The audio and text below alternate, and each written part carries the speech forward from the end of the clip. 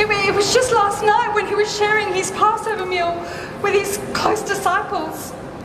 And they said that this Passover was so different to every other one that he'd experienced. The first thing that was strange was that during the meal, Jesus got up and he started washing the disciples' feet. Our Lord and our Master washing the feet of disciples like a common slave. Well, when he got to Peter, Peter said to him, "No, Lord, you shall never wash my feet." Jesus said to him, "Peter, if I do not wash you, you have no part with me." And Peter said to him, "Well, Lord, then not only my feet, but my head and my hands as well."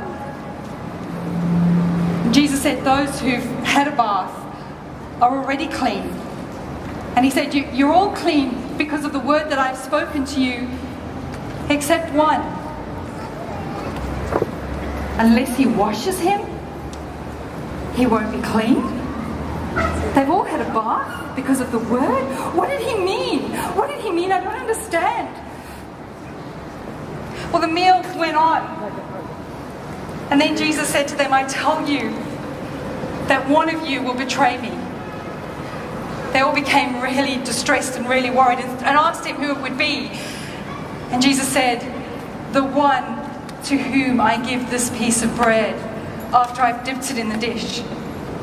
And he took the bread, he dipped it in the dish, and he went over to Judas Iscariot. Oh, Judas, I cannot believe it. Judas got up and he ran. He ran as quickly as possible out of there. How could he betray his close friend so? The other thing that they found was strange was what Jesus did with the bread while they were having the meal. He picked up a loaf of bread and after giving thanks to God the Father as he always did, he broke the bread and he gave it to them and he said, "Take this bread, all of you, and eat it. This is my body, which is broken for you."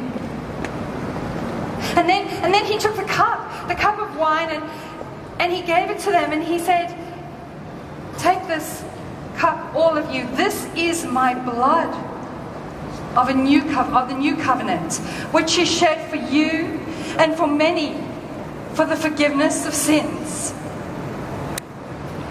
The bread, his body, broken for them.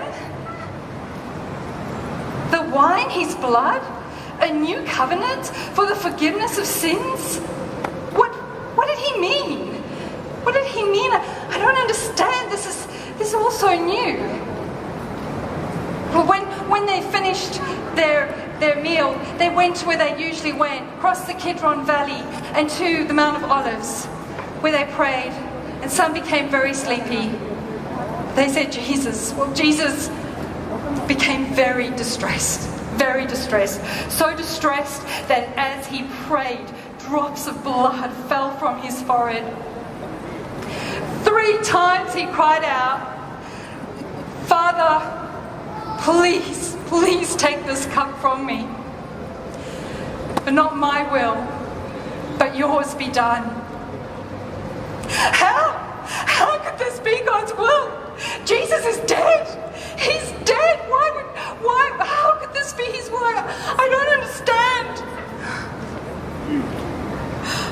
When he finished praying, that traitor, Judas, arrived back with the guards from the temple, and he walked up to Jesus and he greeted him with a kiss. A kiss. Oh, Judas, how could you? Jesus said to him, "Judas, you betray the Son of Man with a kiss?" There was a mad scuffle and fighting and violence. Peter even chopped off the ear of one of the guards. But eventually they took Jesus, they got him and they left. And all of the disciples scarpered. Oh.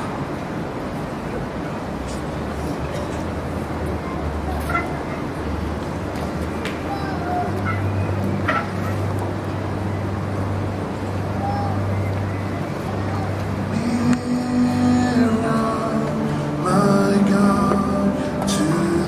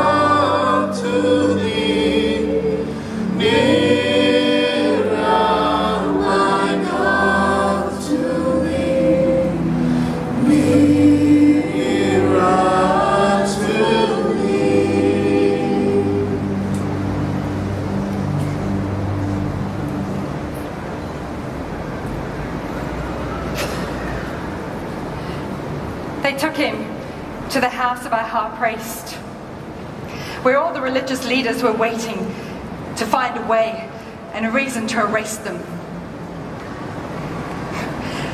They tried and they told vicious lies about him, but they couldn't find any reason to commit him to death.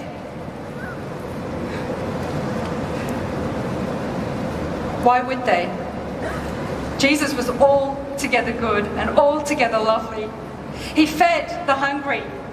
He healed the sick. He taught great truths and he drove demons out of people, 7 of whom came out of me.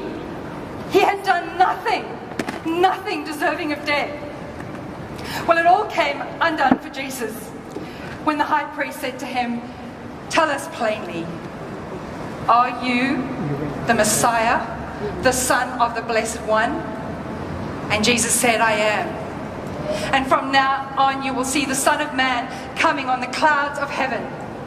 Well, that caused our high priest to go into a massive rage, and he ripped his clothing up and said, "Blasphemy, blasphemy, this man deserves death." And they all agreed with him.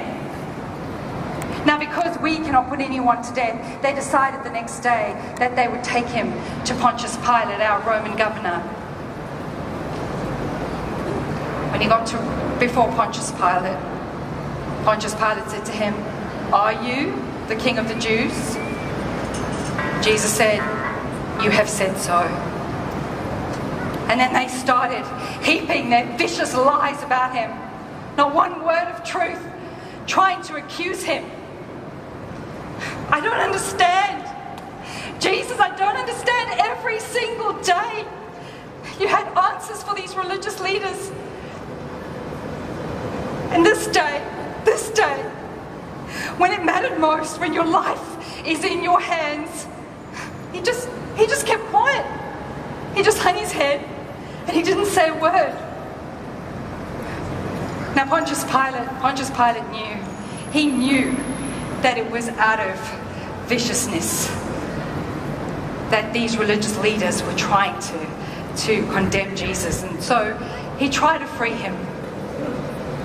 Every year at our Passover, Pontius releases a prisoner to us. And so he said to them, "Which one would you have me release to you? Barabbas, who has committed insurrection, or Jesus, whom you call the King of the Jews?" Well, the religious leaders had got them to all say, "Barabbas, Barabbas, give us Barabbas." Pontius Pilate said, "Then what would you have me do with Jesus, you call the King of the Jews?" And they all cried out, "Crucify him! Crucify him! Crucify him!" Pilate rightfully said, "Why? What crime has he committed? I don't see any reason to kill this man." But they shouted all the louder, "Crucify him! Crucify him! Crucify him!" I don't understand. I don't understand. Jesus was altogether lovely, altogether wonderful. If the decision to crucify him wasn't bad enough, what they did to him beforehand was plain, demeaning, painful, and disgusting. They whipped him to within an inch of his life. And then they twisted a crown of thorns together and they pressed it on into his head. They beat him on his head again and again, and some of them bowed down before him and they mocked him, saying, "Hail, King of the Jews!" And when they'd done everything that they wanted to do with him and had their fun, they led him away to be crucified.